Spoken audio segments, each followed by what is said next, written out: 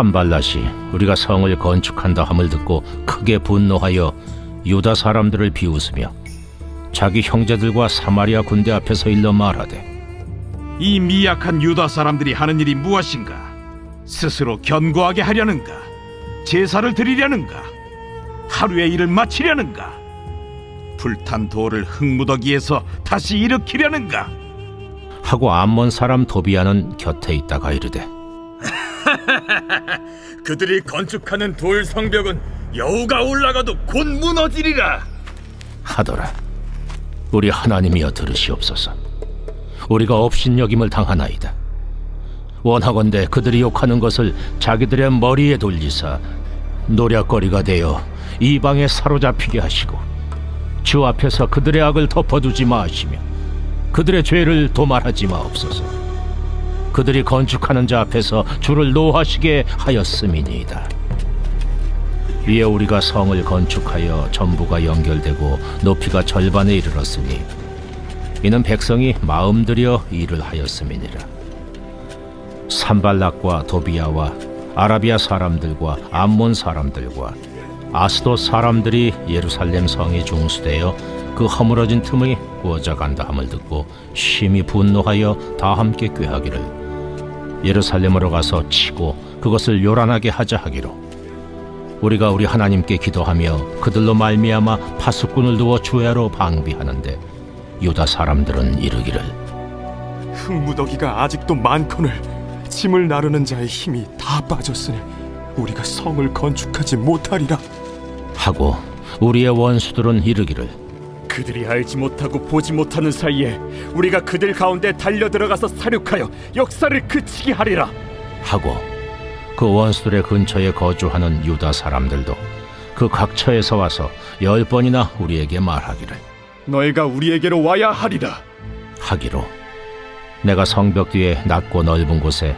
백성이 그들의 종족을 따라 칼과 창과 활을 가지고 서 있게 하고 내가 돌아본 후에 일어나서 귀족들과 민장들과 남은 백성에게 말하기를 너희는 그들을 두려워하지 말고 지극히 크시고 두려우신 주를 기억하고 너희 형제와 자녀와 아내와 집을 위하여 싸우라 하였느니라.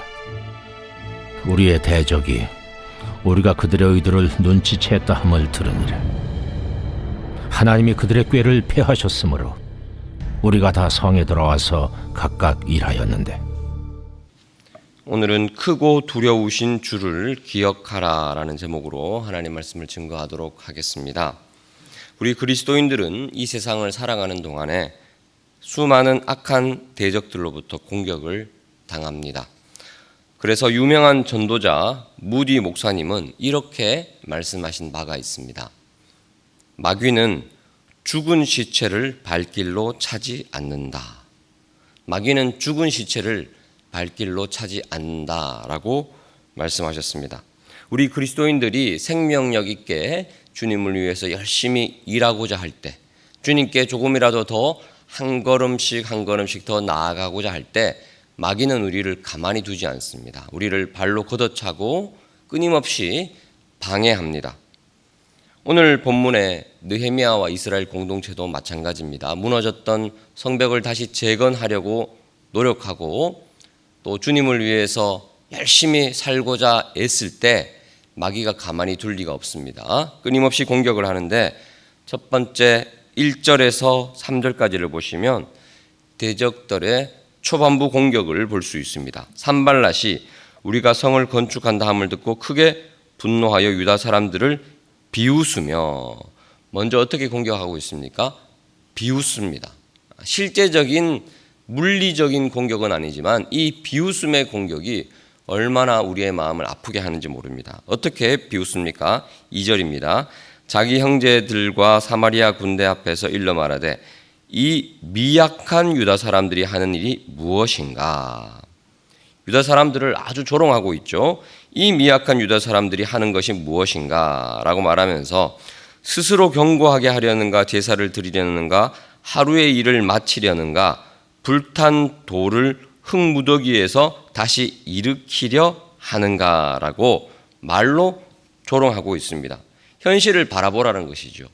현실은 녹록지 않고 특별히 불탄 돌을 흙무더기에서 다시 꺼내어서 쌓는다고 라고 말하면서 조롱하고 있습니다. 또 3절에 보시면 암몬 사람 도비아는 아주 그 조롱이 절정에 달하고 있죠. 그들이 건축하는 돌 성벽은 여우가 올라가도 곧 무너지리라. 실제적인 물리적인 공격은 아니지만 사실 이렇게 말로 조롱하고 공격하는 것이 더 사람들을 낙담시킵니다.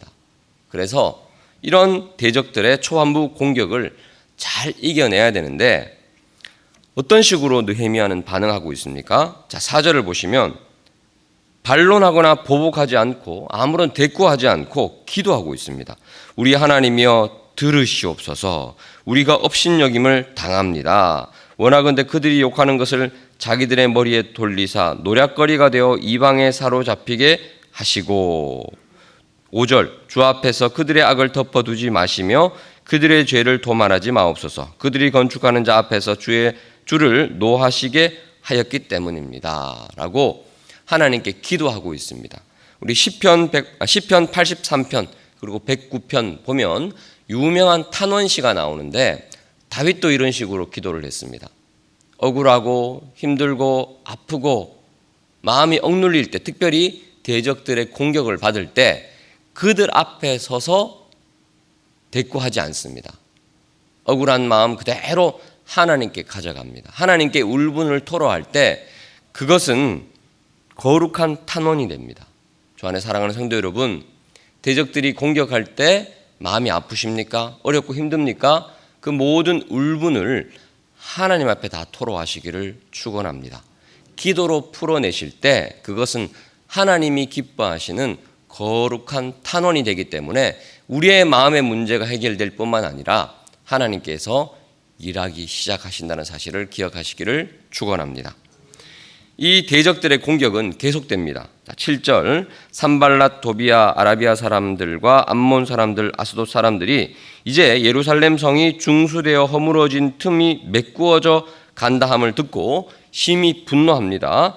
8절 다 함께 꾀하기를 예루살렘으로 가서 치고 그것을 요란하게 하자라고 이제 실제적인 계획을 세우고 있죠. 여러분, 사탄의 공격을 한번 극복했다고 해서 긴장의 끈을 놓치면 안 됩니다. 계속해서 그 공격은 이어집니다. 끝까지 성벽이 완공되기 전에는 우리가 끊임없이 노력하고 기도해야 한다는 것입니다. 이때도 느헤미야가 어떻게 반응합니까? 9절입니다. 우리가 우리 하나님께 기도하며. 느헤미야는 기도를 최고의 방어 수단으로 생각했습니다. 기도는 하나님께서 일하기 시작하는 바로 촉발점이 되고 하나님의 지혜와 능력의 보급로라고 느헤미야는 확신했습니다. 그래서 하나님을 영적 전투의 선봉장으로 세워드리는 이 기도를 포기하지 않습니다. 끊임없이 기도하는데 여기서 우리가 기억해야 할 것은요, 느헤미야는 기도의 사람이었지만 기도만 하지는 않았다는 것입니다. 자, 어떻게 합니까? 9절입니다. 우리 하나님께 기도하며 그들로 말미암아 파수꾼을 두어 주야로 방비를 합니다. 기도만 하는 것이 아니라 열심히 방어를 하죠. 특별히 10절 유다 사람들은 이르기를 이 기도하고 방비를 하지만 계속되는 공격에서 낙심합니다. 흙무더기가 아직도 많거늘 짐을 나르는 자의 힘이 다 빠졌으니 우리가 성을 건축하지 못하리라 하고 내부의 균열이 일어나기 시작합니다. 힘이 다 빠졌다. 더 이상 할 수 없을 것 같다라고 말하면서 과장하죠. 우리가 성을 건축하지 못할 것이다. 여러분, 하지만 이들의 이런 무기력감과는 달리 성은 나중에 보시면 52일 만에 건축이 됩니다. 힘이 다 빠졌다라고 낙심하지만 사실 그것은 과장이라는 것이죠. 또 뿐만 아닙니다. 11절 헛소문이 계속 돌지요. 우리의 원수들은 이르기를 그들이 알지 못하고 보지 못하는 사이에 우리가 그들 가운데 달려가서 사륙하여 역사를 그치게 하리라. 하지만 역사는 그치지 않습니다. 계속됩니다. 이것도 헛소문이라는 거죠. 과장이라는 거죠. 자, 12절 그 과장이 계속됩니다. 위기감이 증폭되죠. 그 원수들의 근처에 거주하는 유다 사람들도 그 각처에서 와서 10번이나 우리에게 말하기를 너희가 우리에게로 와야 한다라고 겁을 주지만 사실 이런 일은 벌어지지 않습니다.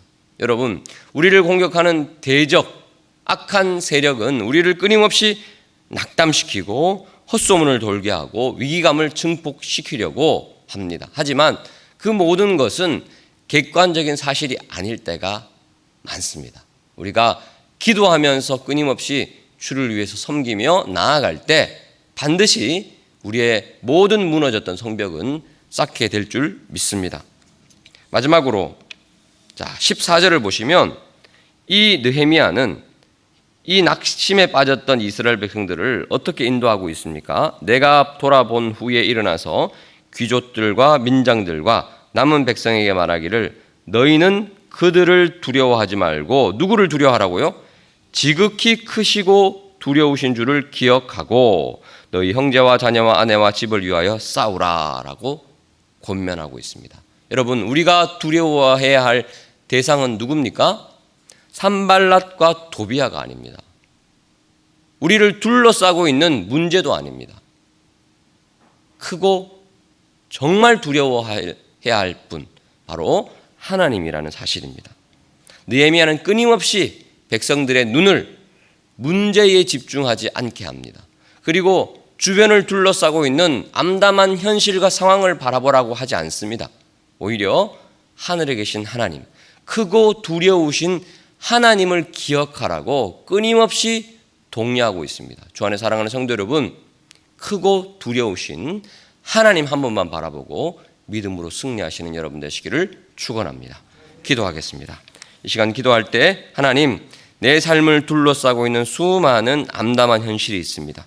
끊임없이 나를 공격하는 악한 사탄 마귀가 있습니다. 그럼에도 불구하고 우리는 크고 두려우신 주님만 바라보고 주님께서 나를 통해서 이루어졌던 놀라운 은혜만 기억하게 하여 주옵소서. 기도하시고 이제 곧 주일학교 각 부서 그리고 청년부 수련회와 또 성경학교가 진행됩니다. 준비하는 모든 과정 가운데 하나님 개입하여 주시고 놀라운 은혜들을 우리 다음 세대 가운데 허락해 달라고 기도합니다. 주의 이름을 부르고 기도하시겠습니다.